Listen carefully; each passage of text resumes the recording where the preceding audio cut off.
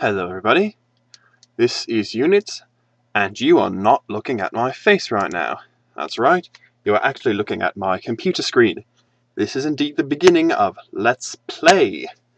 And to start us off, I'm going to play one of the games from my childhood I used to play on computer all the time. I was a big computer gamer, called Hocus Pocus.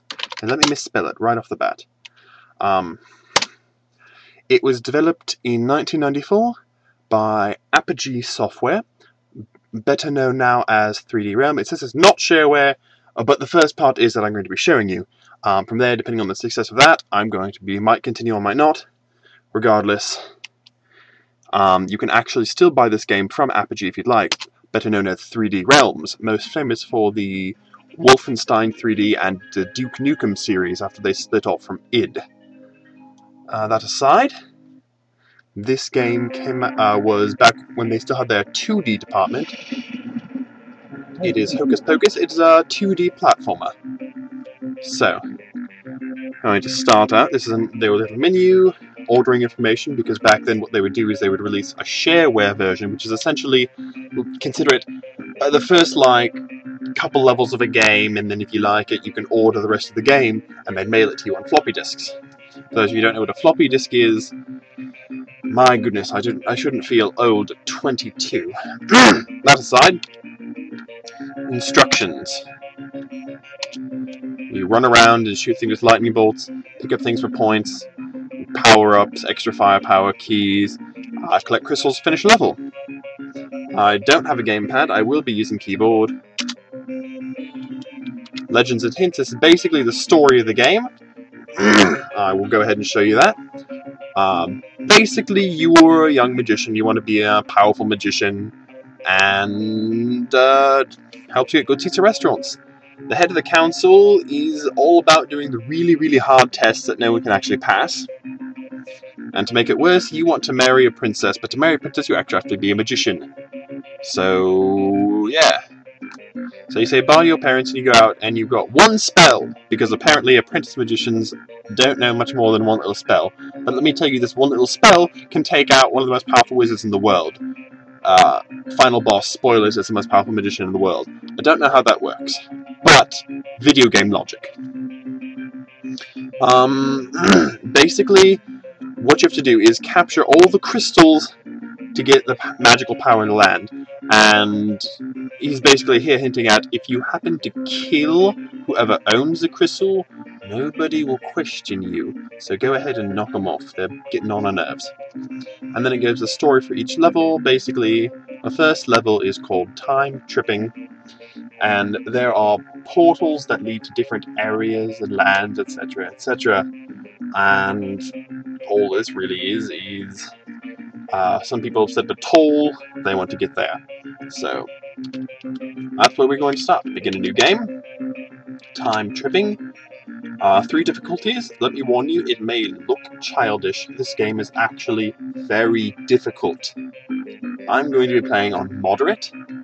Easy is I remember as a child, I had a lot of trouble getting through easy, and I still have a lot of trouble on hard.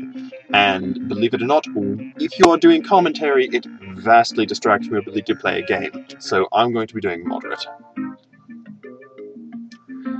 And here we are. Collect all the magic crystals. You have a nice status bar on the bottom. It shows you your score, your health, your crystals, keys if you have any, and F1 for help. So, controls are pretty simple. You move around with the arrow keys. You can look up, you can look down, control jumps, alternate fires. You fire these neat little lightning bolt spells. Press up to activate things. Sometimes you'll see this wizard here. You can talk to him, and he'll generally say absolutely useless things to make fun of you, because he's just obnoxious like that. These items are of points, but aside from that, they're absolutely worthless. We go up here, more points. There we are. Enemies do not just appear normally, they actually spawn as you trigger events. And for the most part, there are 3 types of enemies. Shooters, like those little crocodiles, who shoot firebolts, chargers who run at you, and flying enemies we'll see later. As you saw there, I just picked up a lightning bolt. The way that it works in this game, you can fire one lightning bolt but you can only have one lightning bolt on the screen. So if you're close to an object, you can fire really, really fast, but if you're far away, you have to wait a while. With a lightning bolt, I can now have 2 on screen at once, so effectively double my fire rate. Keys let you open doors. Pretty basic. And more crocodiles. Goblets, and that was the first magic crystal. It flashes and you see it says 1 out of 5 as I point at the screen like you can actually see it. I will get the hang of this, don't worry. And again the wizards. And he's going to insult you again. However, by insulting you, I actually told you something relatively useful. There are secret rooms with treasure. And as you can see, this game is very big on traps too. As you walk past places, they will activate. Monsters. As far as monsters go, if you remember I mentioned the lightning bolt, you can only have 1 on the screen at a time. That means it's generally in your favour to get as close as you can to a monster, because the closer you are, the faster you can fire lightning bolts, because the sooner they're off the screen. Lava hurts, obviously. Apparently you're a very endurant little mage, because you can walk through that stuff. It actually doesn't do that much damage. But it doesn't mean you should try walking through it.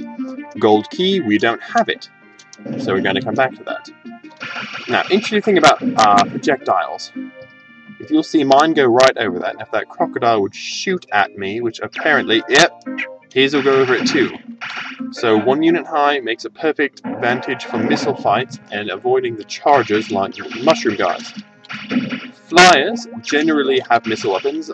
These flyers only shoot straight down, so you don't want to get under them for any extended period of time. This is the first level, so most of the monsters are pretty elementary to face, to be completely honest.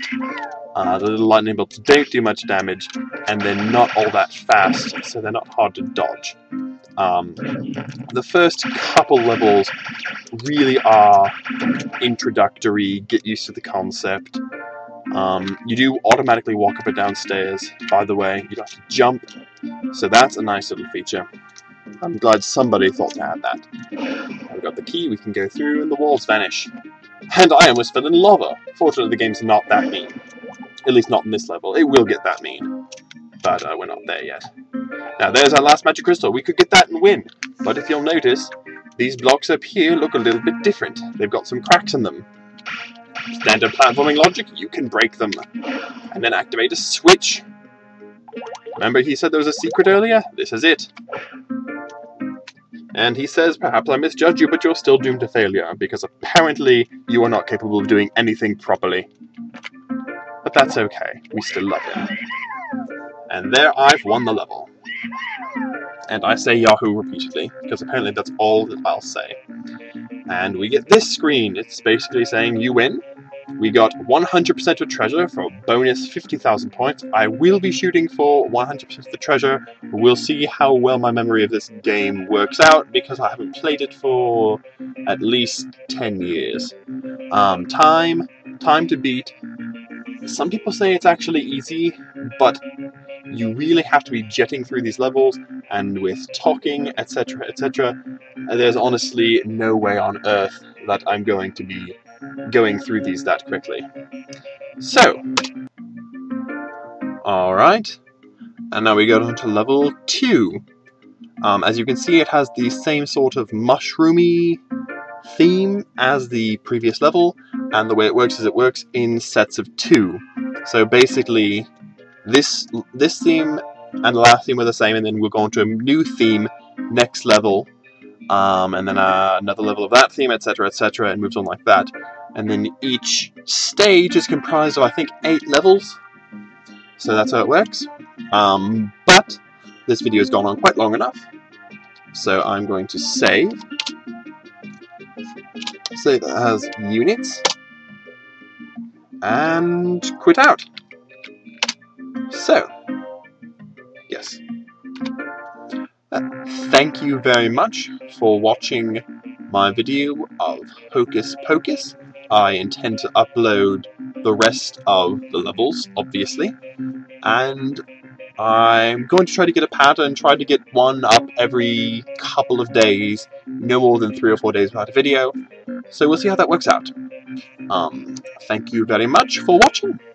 Adieu, fair audience. Adieu. Oh, words of wisdom. I almost forgot my words of wisdom. Words of wisdom? Check your audio quality very thoroughly before you go about making a Let's Play, because I had to scrap a couple of recordings already because of that, and it wasted a lot more time than it could have. So, now, adieu, fair audience, adieu.